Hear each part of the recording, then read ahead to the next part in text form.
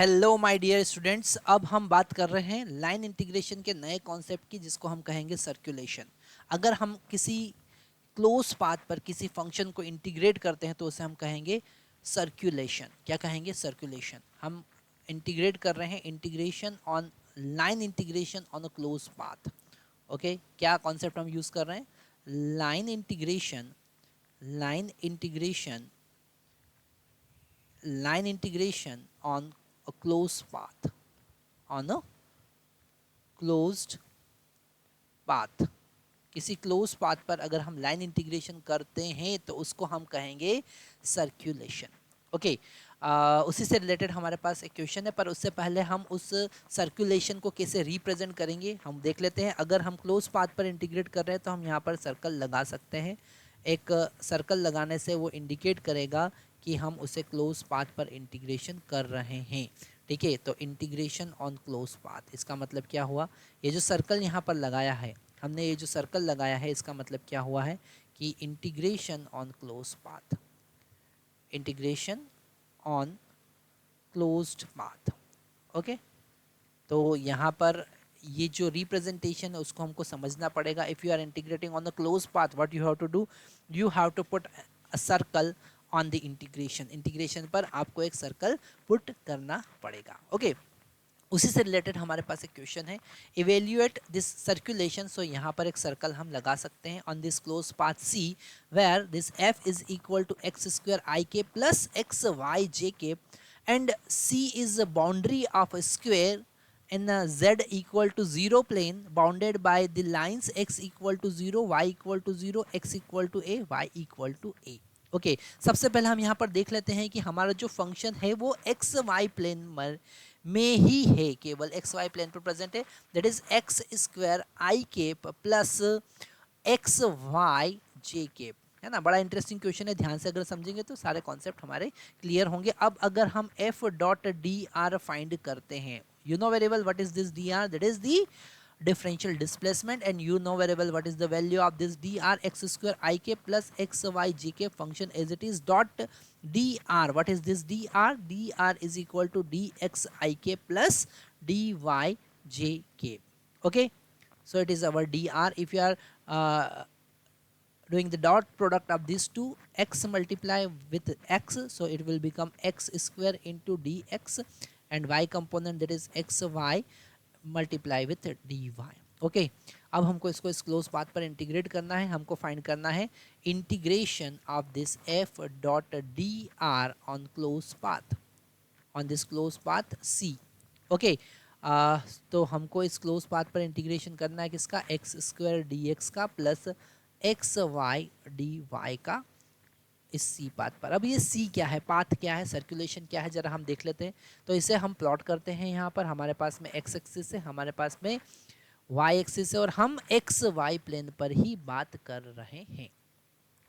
X y plane मतलब कि z equal to zero. X y plane का क्या मतलब होता है? z equal to zero. और यहाँ पर क्लियरली गिवन है कि भैया जो चार लाइन से मिलके बना हुआ है, जहाँ पर x का value zero, what is meaning of x equal to zero? This y axis is x equal to zero line, and y equal to zero, this x axis is y equal to zero line. Okay, now what is x equal to a? यहाँ पर एक हम line draw करेंगे, x equal to a, और what is x y equal to b? यहाँ पर हम line draw करेंगे वाई इक्वल टू बी, तो एक बाउंड्री हमको मिला, मतलब एक अल्टीमेट हमको एक स्क्वायर मिलेगा। ओके, ऐसा एक स्क्वायर हमको मिलेगा। ठीक है, इस बाउंड्री पर हमको इंटीग्रेट करना है। हम मान लेते हैं कि ये ओरिजिन 0,0 से सबसे पहले a,0 पर मूव करेगा। ठीक है, ये हमारा वाई एक्स एक्सिस जो है, इसका मतलब होता है y इक्वल टू जीरो। ये वाला जो लाइन है ये है हमारा x इक्वल टू a, और ये जो लाइन है वो है y इक्वल टू a। यहाँ पर हर जगह y का वैल्यू a ही रहेगा, x का कुछ भी वैल्यू हो।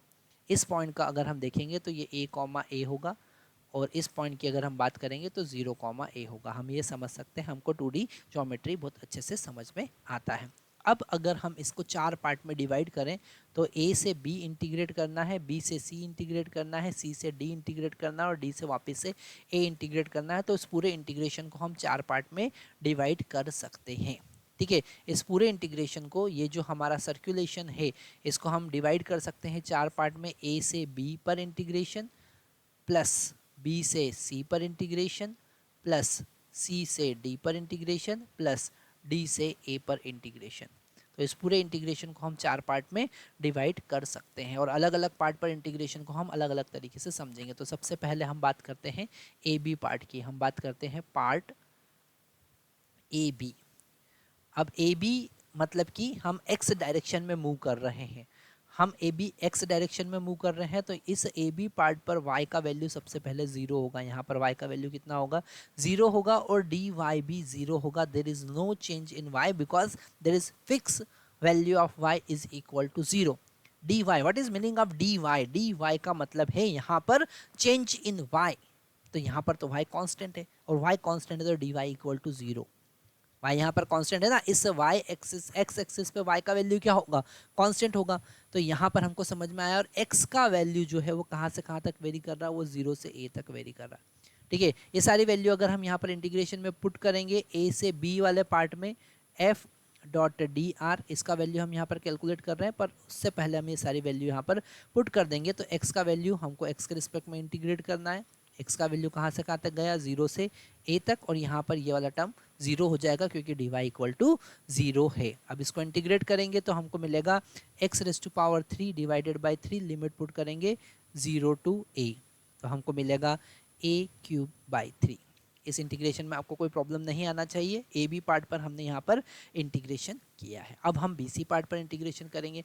जब हम बी सी पार्ट पर इंटीग्रेशन कर रहे हैं तो यहाँ पर हम क्लियरली समझ सकते हैं कि बी सी पार्ट पर सेकेंड पार्ट हम इंटीग्रेट कर रहे हैं फॉर पार्ट बी सी।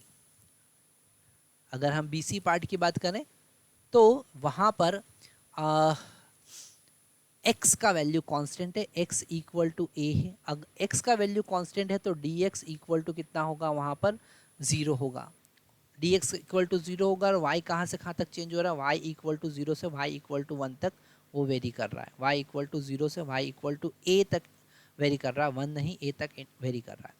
ठीक है, तो इस फंक्शन को हम इंटीग्रेट करेंगे, यहाँ पर फिर से वैल्यू पुट करेंगे। अगर हम यहाँ पर b से c तक इस f डॉट डी आर को इंटीग्रेट करते हैं तो हमको क्या मिलता है? हमको मिलता है, दिस फर्स्ट पार्ट तो 0 हो गया, सेकेंड पार्ट का इंटीग्रेशन हम करेंगे, मतलब x इंटू वाई का इंटीग्रेशन करेंगे with respect to y, from y equal to 0 से y इक्वल टू a, पर x का वैल्यू यहाँ पर फिक्स है, that is equal to a, तो हम यहाँ पर पुट कर देंगे a और y को इंटीग्रेट करेंगे तो y square by 2, limit put कर देंगे 0 टू a। ओके, तो हमको यहाँ पर मिलेगा a into a square by 2, that is equal to a cube by 3। तो हमारे पास में फर्स्ट पार्ट जो आया वो आया a cube by 3, second part आया a cube by 2, it is not 3, it is 2। कितना आया? 2 आया। तो यहाँ पर हमने 2 पार्ट सॉल्व कर लिया। अब हमको तीसरे पार्ट पर इंटीग्रेशन करना है। जब तीसरे पार्ट पर इंटीग्रेशन करेंगे तो पहले हमको ये डायग्राम वापस से प्लॉट करना पड़ेगा, है ना। तो हम ये डायग्राम फिर से प्लॉट करते हैं ताकि आपको और अच्छे से हम समझा सकें। ठीक है, तो यहाँ पर हमारा एक्स एक्सिस था, यहाँ पर हमारा एक्स एक्सिस था, यहाँ पर हमारा वाई एक्सिस था। ठीक है, और हमने इस स्क्वायर को यहाँ पर प्लॉट किया। ये हमारा स्क्वायर है।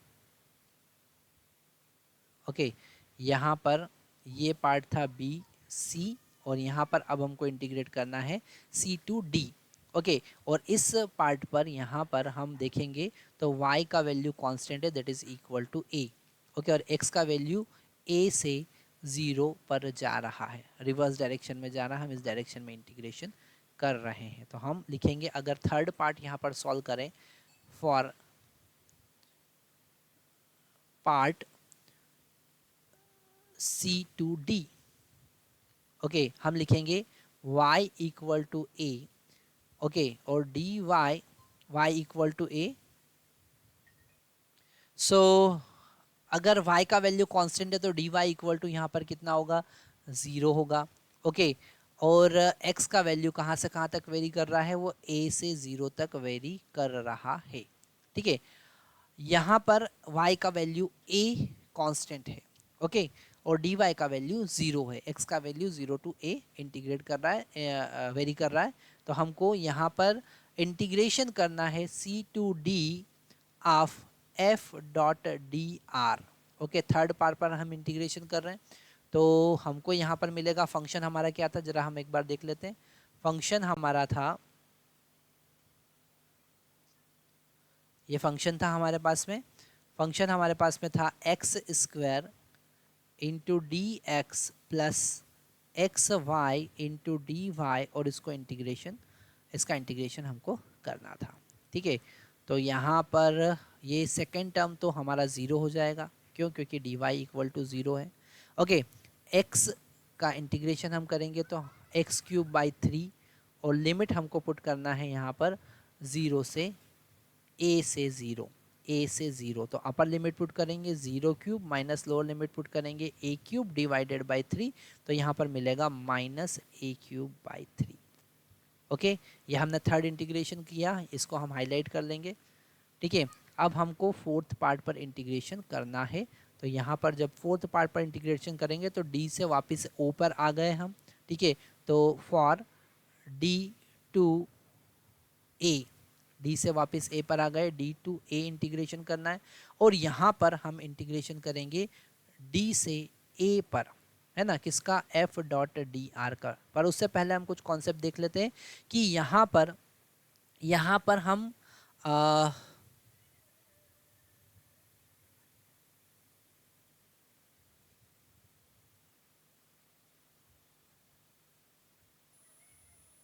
ओके, तो यहाँ पर हमने देखा कि जब हम d से a पर आ रहे हैं तो y का वैल्यू चेंज हो रहा है, x इक्वल टू 0 है और dx इक्वल टू भी 0 है। There is no variation of x, that's why this dx equal to 0 and y is varying from a to 0। कहाँ से कहाँ तक जा रहा है? a से 0 तक जा रहा है। तो ये जो सेकेंड टर्म हमने लिखा था, यहाँ पर इंटीग्रेशन हमको करना है x square into d x plus x y into d Y.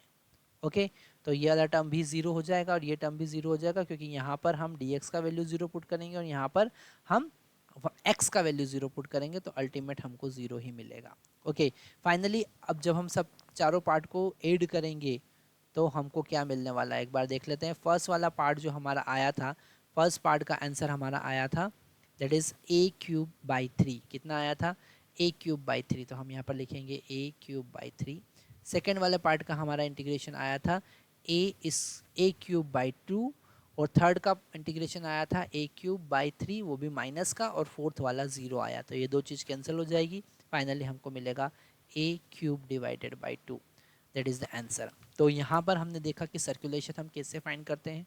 हमको अगर एक रेक्टेंगुलर पाथ दे रखा है या फिर स्क्वायर पाथ दे रखा है तो चार पार्ट में डिवाइड करके उसका इंटीग्रेशन हम करेंगे, और उसी तरीके से हमने ये क्वेश्चन सॉल्व किया था। पर इसी क्वेश्चन को अब ये आपने देखा कि क्वेश्चन कितना लेंदी है, हमको कितना यहाँ पर चार पार्ट में अलग अलग डिवाइड करके इसको सॉल्व करना पड़ा। पर अगर हम इसमें स्टोक थ्योरम लगा लेंगे तो ये क्वेश्चन बहुत ईजी हो जाएगा। पर स्टोक थ्योरम हमको उससे पहले हमको स्टोक थ्योरम को समझना पड़ेगा। Thank you very much.